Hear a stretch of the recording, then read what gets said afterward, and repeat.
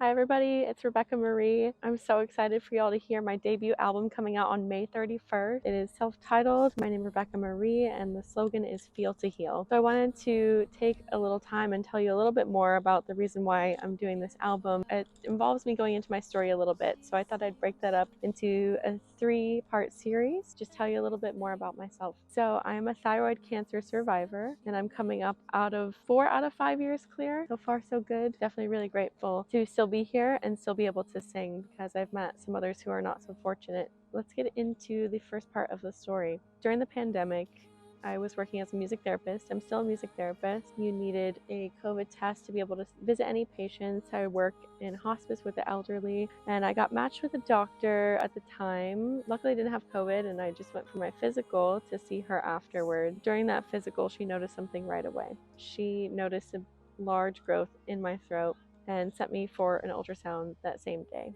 That turned it into a long process of tests. So the next step was to go for a biopsy. And I'm lucky enough that my mom works at an ENT office. So I was able to get a biopsy done while she was holding my hand. That involved, putting a needle in and seeing, okay, is this potentially cancer?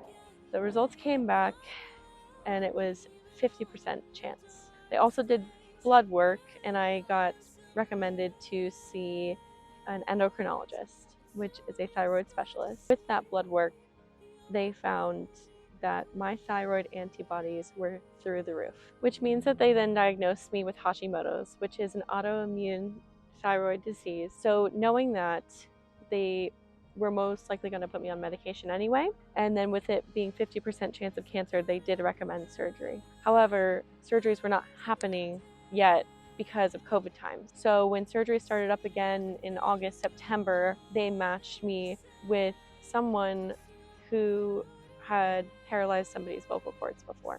I didn't know what to do, so I talked to my doctor, and this is where I found out a lot of divine intervention.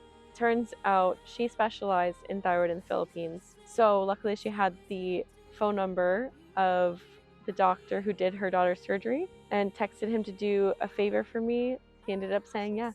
That's what got me to surgery, so I will see you all next week for part 2.